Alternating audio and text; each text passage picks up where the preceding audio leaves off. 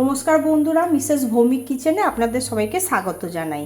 আজকে আমি আপনাদের ঘরে ঢাকাই পরোটা করে দেখাবো। এগুলোর জন্য কি কি করতে হবে আপনারা দেখে নিন।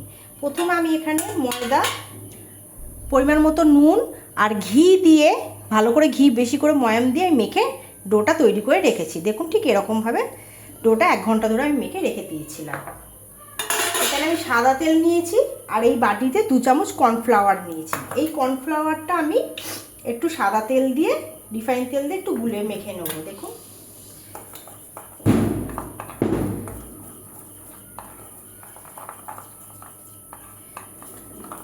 ঠিক এরকমভাবে আমি কর্নফ্লাওয়ারটা মেখে নেব। দেখুন এরকমভাবে আমি মেখে নেব। এবার কিভাবে বানাবো আপনারা দেখে নিন। ময়দার ডো থেকে আমি বড় বড় একটু লেচি কেটে নেব। ঠিক দেখুন এরকম সাইজের লেচিগুলো কেটে নেব। এবার এগুলো বেলে নেব আমি।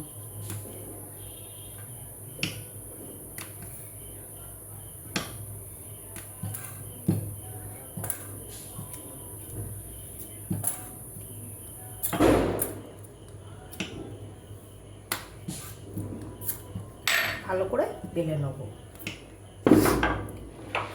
নিয়ে এর উপরে এই যে কর্নফ্লাওয়ারের যে ব্যাটারটা করেছি এটা আমি দিয়ে দেবো।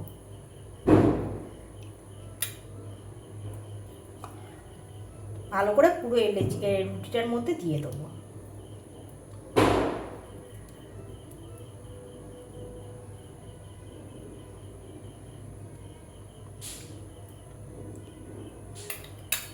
এবার একটা ছুরির সাহায্যে আমি সাইডে একটা এরকমভাবে কেটে নেব। নিয়ে এরকম করে ফোল্ড করব।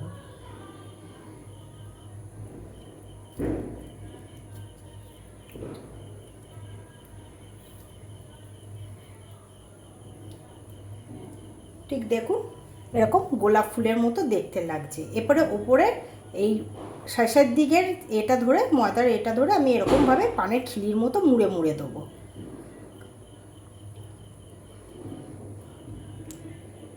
দেখুন পুরো পানের খিলি লাগছে। এবার এই পেছন সাইডটা আমি ছুরি দিয়ে কেটে দেবো। কেটে এটা বাদ দিয়ে দিলাম। এবার এই মুখের কাজটা আমি একটু তেল দিয়ে দেবো।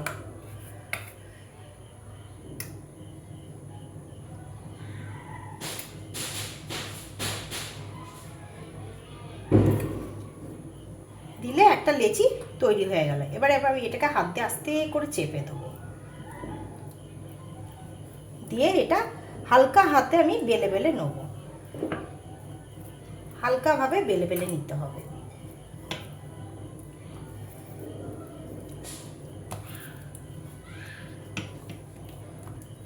দেখুন আমার বেলা হয়ে গেছে। এবার এখানে আমি কড়া তেল দিয়ে বসিয়ে দিয়েছি। তেলটা গরমও হয়ে গেছে। এবার আমি আস্তে করে ছেড়ে দেবো।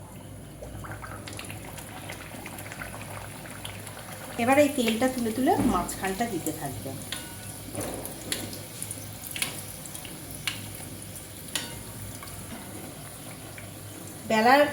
লুচিটা বেলার আগে আপনি তেলটা গরম বসিয়ে দেবেন। দেখুন কি সুন্দর ফুলছে। দেখুন এরকমভাবে একটা হাতার সাহায্যে মাঝখানটা এরকম তেল দিতে থাকবেন।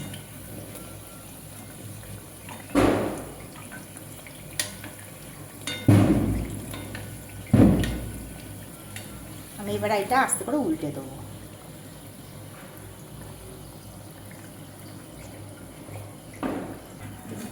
আমার দেখুন এটা হয়ে গেছে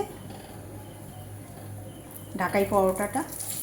আপনাদের তুলে আমি দেখাচ্ছি। দেখুন দেখতে কত সুন্দর লাগছে। ঠিক এরকম। এবার এইটার সাথে আপনি ছোলার ডাল নইলে ঘুগনি দিয়ে আপনাকে খেতে হবে। এই মাঝখানটাতে 1 হাতা ঘুগনি হোক, ছোলার ডাল হোক দিয়ে খাবেন, দেখবেন খেতে খুব ভালো লাগে। আমার এই রেসিপিটা যদি আপনাদের ভালো লেগে থাকে অবশ্যই আমার চ্যানেলটিতে একটি লাইক, সাবস্ক্রাইব করবেন, শেয়ার করে দেবেন। আর যদি কোনো নতুন রেসিপি আপনাদের জানা থাকে অবশ্যই আমাকে কমেন্ট করে জানাবেন।